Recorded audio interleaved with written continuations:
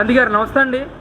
మరి ఏదైతే అమరావతి సృష్టికర్త చంద్రబాబు నాయుడు గారు మళ్ళీ ఈరోజు సచివాలయంలో అడుగుపెట్టారు, అసలు ఏ విధంగా ఉండబోతుంది? ఆయన అమరావతి రాజధాని ఎజెండాగా ముందుకెళ్లిన పరిస్థితి ఎలక్షన్స్లో 164 సీట్లతో గెలిపించారు. మరి ఏంటి అసలు అమరావతి అభివృద్ధి ఏ విధంగా ముందుకెళ్ళబోతుంది? అమరావతి రైతుగా మీరు ఏ విధంగా రియాక్ట్ అవుతారు? మళ్ళీ అమరావతి పూర్వవైభవం వచ్చిందండి.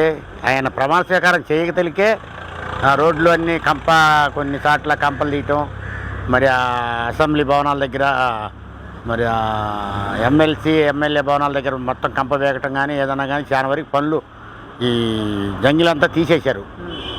మరి ఈరోజు ఆయన అసెంబ్లీకి వచ్చారు. ఈరోజు 5 సంతకాలు పెడతారు. 5 సంతకాలు ఏంటంటే ఇతంతు పెన్షన్ 4000 ఒకటి, మెగా డిఎస్సీ మీద ఫస్ట్ సంతకం పెడతారు. మరి అట్నే 4-5 సంతకాలు పెట్టి ఈరోజు రేపు నుంచి పరిపాలన ప్రారంభిస్తాడు. మా అమరావతి సృష్టికర్త ఆయనే కాబట్టి, కాదే ఆ పేరు పెట్టి ఆయన గతించిపోయాడు రామోజీరావు గారు. మరి ఆయన సంతాపం కూడా తెలుపుతున్నాము. మరి సృష్టికర్త ఆయనే కాబట్టి మా అమరావతి బేసిక్గా పరుగులు పెట్టిద్ది. ఏది లోగడ ఎట్ట పరుగులు పెట్టిందో, లోగడ 2 సంవత్సరాలకే పరుగులు పెట్టించి 70% పనులు చేపించాడు. ఇప్పటికి 5 సంవత్సరాల టైం ఉంది ఈయనకి. అసలు సంవత్సరాల్లోనే పరుగులు పెట్టిస్తాడు. జగన్మోహన్ రెడ్డి లాగా కుప్పగంతులు నక్క జిత్తులేయడు. జగన్మోహన్ రెడ్డి లాగా కుప్పగంతులేసి నక్క జిత్తులేసి ఎట్ట పడితే అట్ట మాట్లాడి, ప్రజలను హేళనగా మాట్లాడి, ప్రజలను దూషించి, మరి రైతుల మీద కేసులు పెట్టించి, కాళ్ళు చేతులు ఎరగొట్టించి, డొక్కలో దండించి, పోలీసు వాళ్ళతోటి జైల్లో పెట్టించి, పెట్టరాని సెక్షన్లో రైతుల మీద పెట్టి ఎన్నో ఇబ్బందులు పెట్టాడు 5 సంవత్సరాల నుంచి. ఆ ఇబ్బందులన్నీ కూడా మర్చిపోయాం మేము. ఈరోజు చంద్రబాబు నాయుడు గారు ముఖ్యమంత్రి ప్రమాణ స్వీకారం చేయగానే ఆయన పెట్టిన ఇబ్బందులు కూడా మర్చిపోయి ఈరోజు ఒక ఆహ్లాదకరంగా ఉంది. ఒక రాక్షసుడు పోయాడు, ఒక రాముడు వచ్చాడు అన్నట్టుగా ప్రజలు బిహేవ్ అవుతున్నారు. కాబట్టి ఇలా చంద్రబాబు నాయుడు గారు పరుగులు పెట్టించి మళ్ళీ రాజధానిని సంవత్సరంన్నర ఖచ్చితంగా 18 నెలల్లో పూర్తి చేస్తారని మేము అంతా అనుకుంటున్నాము. సరే, 2 నెలలు అటు ఇటు అవ్వచ్చు, అనుకున్న పనులు అనుకున్నట్టు జరగవు.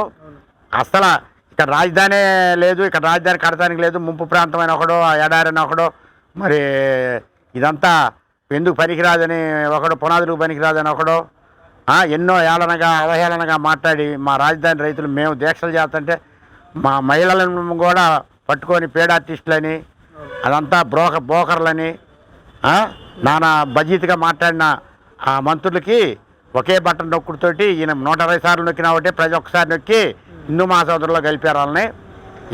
మొన్న జరిగిన ఎలక్షన్ మీద అమరావతి ప్రభావం ఉందంటారా? అసలు పూర్తిగా ఉంది అమరావతి మహిళల ప్రభావమే. అమరావతిలో కూడా రైతులు కాదు, మహిళల ప్రభావం. అసలు రైతుని కంటనీరు పెట్టించినాడు, ఎవడు బాగుపడ్డావు.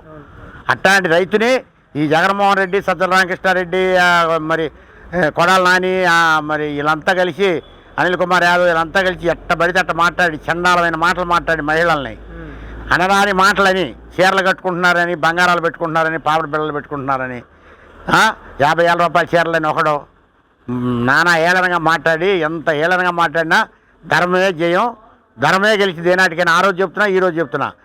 అదే ధర్మం గెలవడానికి నిదానం అయ్యిద్ది, అబద్ధం అప్పటికప్పుడు ఉపయోగపడిద్ది. ధర్మమే గెలిచింది, ఈరోజు కూడా ధర్మమే గెలిచింది, అంతేగాని అధర్మం గెలవలా. అందుకని ముఖ్యంగా బొత్స సత్యనారాయణ గురించి మాట్లాడుకుంటే, ఆయన గత కొన్నేళ్లుగా ఎమ్మెల్యేగా మంత్రిగా కొనసాగుతూ వచ్చారు.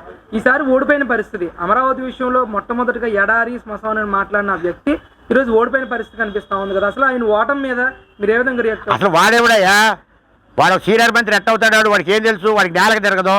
వాడు ఏం చెప్తున్నాడో ఎవరికి అర్థం కాదు. వాడు ఏం మాట్లాడతాడో తెలియదు. వాడు సీనియర్ మంత్రి అని వాళ్ళు అనుకుంటే సరిపోయిద్దా? జనం అనుకోవాలి ఎవరు బాగా చేస్తారా, ఎవరు ఏం చేస్తారనేది. ఆర్థిక మంత్రి వాడు ఒక మంత్రా? బుగ్గన రాజేంద్ర రెడ్డి గారు వాడు ఒక మంత్రా, ఈడు ఒక మంత్రా? అందుకే ఇంటి 5 ఓడిపోయారుగా. సన్నాసి మాటలన్నీ మాట్లాడీడు. ఈడంతా ఈడు బిస్సాది అంతా, ఈ బొత్సగాడు. వాడు గలీబులు అమ్ముకున్నాడు. వాడికి ఏం తెలిసింది కష్టసుఖాలు? కష్టం తెలిసినాడైతే కష్టం మాటలు మాట్లాడతాడు. వాడికి ఏ కష్టం తెలియకుండా రాజశేఖర రెడ్డి గారి పుణ్యం అంట మంత్రి పదవి తీసుకొని కోటాను కోట్లు సంపాదించుకొని ప్రజలను సొమ్ము దోసు తినేవాడు. వాడు ఏమైనా మాట్లాడతాడు. వాడు ఎదరు ప్రజల్ని వాడు ఏమైనా ఒక సెంటు ఇచ్చారా? ఈ మాట్లాడిన వాళ్ళందరూ ఒక సెంటు భూములు ఏమైనా ఇచ్చారా? లేదా ఒక 1000 రూపాయలు ఏమైనా ఇచ్చారా? వీళ్ళంతా ఈ రాష్ట్ర సొమ్ము, ప్రజల సొమ్ము కాజేసి తిని బాగా బర్రెలు బలిచినట్టు బలిచారు. ఒక్కొక్కడు పందులు బలిచినట్టు బలిచారు. వాళ్ళ అవంతి శ్రీనివాస్ గారు ఏం మాట్లాడుతున్నాడు? దోడపేదాలు వేసుకొని వాడు ఇష్టానుసారం మాట్లాడాడు. పోలీసులు అడ్డం పెట్టుకోకుండా ఇలా కొడాల నాని కానీ, పేరు నాని కానీ, అవంతి శ్రీనివాసుని కానీ, బొత్స సత్యనారాయణ కానీ ఎవరినైనా సరే రమ్మనమను, నిన్న ఏమో చెబుతున్నాడు జగన్మోహన్ రెడ్డి, నిన్న అయ్యాలో మళ్ళీ పాదయాత్ర మొదలు పెడతాడంట. పెట్టమను, మొదలు పెట్టమను. మర్చిపోతాడు అనుకుంటున్నాడేమో. అమరావతి రైతులు మహిళలు చేసిన పాదయాత్రలతోటి వీడి ప్రభుత్వం శ్మశానంలో కలిసిపోయింది అంతే. వాడేదో పోలీసులు అడ్డ పెట్టుకొని పట్టలు కట్టుకొని చుట్లు నరికించుకొని శామలు నరికించుకొని తిరిగాడే తప్ప వాడు ఎప్పుడు చంద్రబాబు గారు వస్తుంటే అలా ఎట్టుంది. పూలు 8 కిలోమీటర్ల బారుకు పూలు తల్లకుండా తీసుకొచ్చారు చంద్రబాబు గారిని. ఎందుకు తీసుకొచ్చారు? ఎక్కడైతే చంద్రబాబు గారి మీద చెప్పులు వేపించాడో ఈ ఎదవలో, ఈ దద్దమ్మలో వాళ్ళ మనుషులు పెట్టి చెప్పులు వేపించారు ఈ గవర్నమెంట్ రాగానే.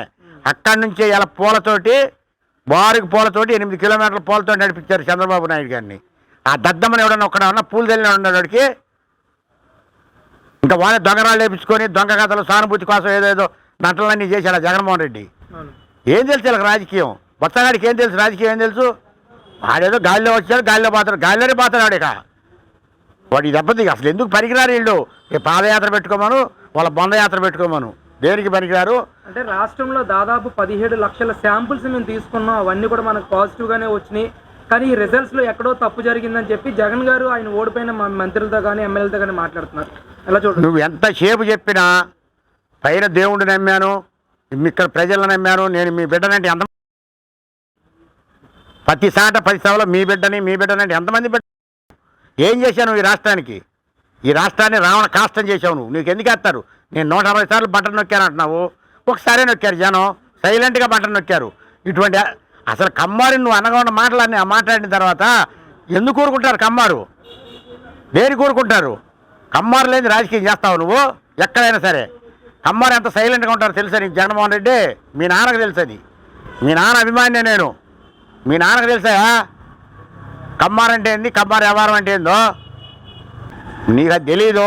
ఆ సోయి లేకుండా సజ్జల రామకృష్ణారెడ్డి గారి మాట, విజయసాయి రెడ్డి గారి మాట, సుబ్బారెడ్డి గారి మాట, అవంతి శ్రీనివాస్ గారి మాట, ఎవరిని పడితే వాడిని పెట్టించి కంబారిని ఇష్టం వచ్చినట్టు తిట్టించావు నువ్వు. మరి ఏది నీదేది? 175 వస్తాయని ప్రగల్భాలు పలికారు. ఏరా కొడాలనిగా సన్నాసులో కలవరు, బట్టలు కుట్టిస్తారా? బెదాడరా, బెదాడొచ్చి ఫోన్ చేయి, వస్తా బట్టలు కుట్టిస్తా నీకు. ఆ కాషాయ బట్టలు 2 గంటలు కుట్టిస్తా, సన్నాసులో కలుద్దు. కానీ నీకు అదే గతి పట్టింది లేరు నీకు. పరమ దరిద్రుడా, కులంలో చెరబుట్టావు గారు. అసలు కులాల పేరు, కులాల కుంపటి ఎందుకు తెచ్చారా మీరు? అంత మొగల కులాలు ఉన్నాయంటారన్నా. గతంలో చాలామంది ముఖ్యమంత్రులు చేశారు. రాజశేఖర గారు కూడా చేశాడు. కుల ప్రస్తావన ఎత్తారంటారన్నా. పరమ దరిద్రులారా, మీ దరిద్ర పోగై అందరూ పోగై మీ ఇష్టానుసారమే ప్రాంతాల మధ్య కులాల మధ్య చిచ్చులు పెట్టి మీ ఇష్టానుసారం తగులు పెట్టి కేసులు పెట్టి పోలీసులు అడ్డం పెట్టుకొని జైలు పాలు చేసి జనాన్ని పదవిచ్చే రైతులు కూడా జైల్లో వేయించి నన్ను వేయించారు కదా మీరు. 40 రోజులు జైల్లో. పరమ దరిద్రులారా.